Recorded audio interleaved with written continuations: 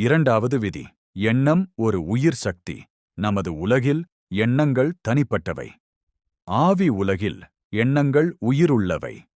ஒரு அன்பான எண்ணம் ஒரு விளக்கைப் போல மென்மையாக ஒளிரும். ஒரு கொடூரமான எண்ணம் அலைகளை உருவாக்கி அருகிலுள்ள அமைதியை தொந்தரவு செய்கிறது.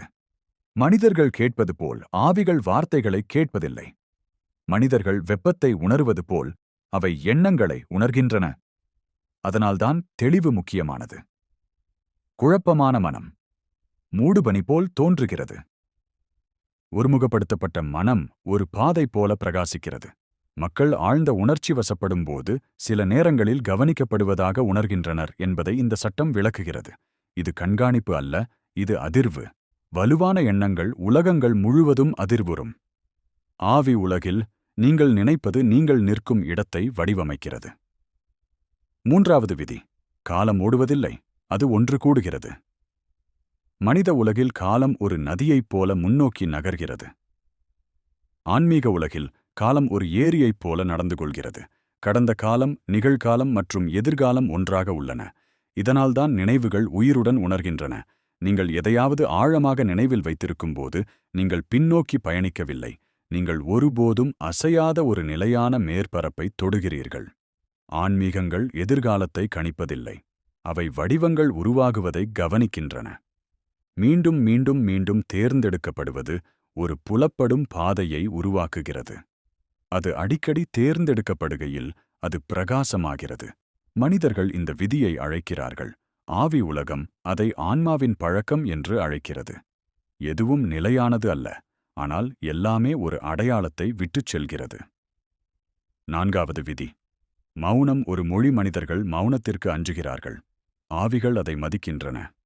ஆவி உலகில் மௌனம் காலியாக இல்லை, அது பேசப்படாத உண்மையால் நிறைந்துள்ளது. மிக நீண்ட மௌனங்கள் பெரும்பாலும் ஆழமான புரிதலை கொண்டுள்ளன. மனிதர்கள் ஜெபித்தால், தியானம் செய்தால் அல்லது அமைதியாக அமர்ந்தால் ஆவி உலகம் கேட்கிறது. வார்த்தைகளுக்கு அல்ல, அமைதிக்கு. அதனால்தான் நீங்கள் தேடுவதை நிறுத்தும்போது சில நேரங்களில் பதில்கள் வருகின்றன. ஆவி உலகம் குறுக்கிடாமல் பேசுவது மௌனம். ஐந்தாவது விதி.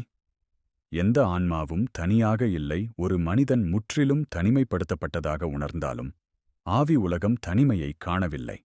அது விழிப்புணர்விலிருந்து தூரத்தை காண்கிறது. ஆன்மாக்கள் ஒருபோதும் துணையின்றி இருப்பதில்லை.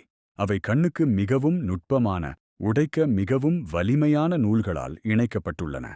இந்த நூல்கள் அன்பு, பகிரப்பட்ட வலி, மன்னிப்பு மற்றும் தீர்க்கப்படாத மோதல்கள் மூலம் உருவாகின்றன. நீங்கள் அவர்களை சந்திக்கும் தருணத்தில் சிலர் ஏன் பரிச்சயமாக உணர்கிறார்கள் என்பதை இந்த சட்டம் விளக்குகிறது. சில இல்லாமை இருப்பை விட சத்தமாக உணர்கின்றன என்பதையும் இது விளக்குகிறது. இணைப்புக்கு அருகாமை தேவையில்லை. ஆறாவது விதி. நீதியை விட சமநிலை முக்கியமானது. மனிதர்கள் நியாயத்தையே தேடுகிறார்கள். ஆவி உலகம் சமநிலையையே நாடுகிறது. ஒரு கணத்தில் அநியாயமாகத் தோன்றுவது மெதுவாக வெளிப்படும் திருத்தமாக இருக்கலாம். ஆவிகள் தண்டிப்பதில்லை, அவை சரி செய்கின்றன. ஏதாவது ஒன்றை எடுத்துக்கொண்டால் இறுதியில் வேறு ஏதாவது வருகிறது. இழப்பீடாக அல்ல, சமநிலையாக. இதனால்தான் விளைவுகளை கட்டாயப்படுத்துவது பெரும்பாலும் எதிர்ப்பை உருவாக்குகிறது.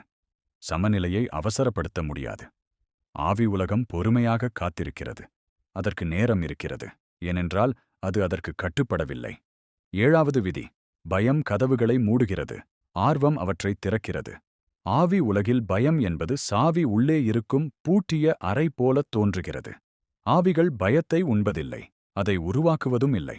பயம் என்பது ஒரு மனித சமிக்ஞை, கட்டுப்படுத்தல்ல, பாதுகாக்க வடிவமைக்கப்பட்ட ஒரு எச்சரிக்கை. இருப்பினும் ஆர்வம் உணர்வை விரிவுபடுத்துகிறது. ஒரு மனிதன் பீதியடையாமல் யோசிக்கும்போது உலகங்களுக்கு இடையிலான எல்லை சற்று மெலிந்து போகிறது. இதனால்தான் சுதந்திரமாக கேள்வி கேட்கும் குழந்தைகள் பெரும்பாலும் பெரியவர்களை விட அதிகமாக உணர்கிறார்கள். பழக்கத்தின் காரணமாக கதவுகளை மூட அவர்கள் இன்னும் கற்றுக்கொள்ளவில்லை. இறுதி விதி.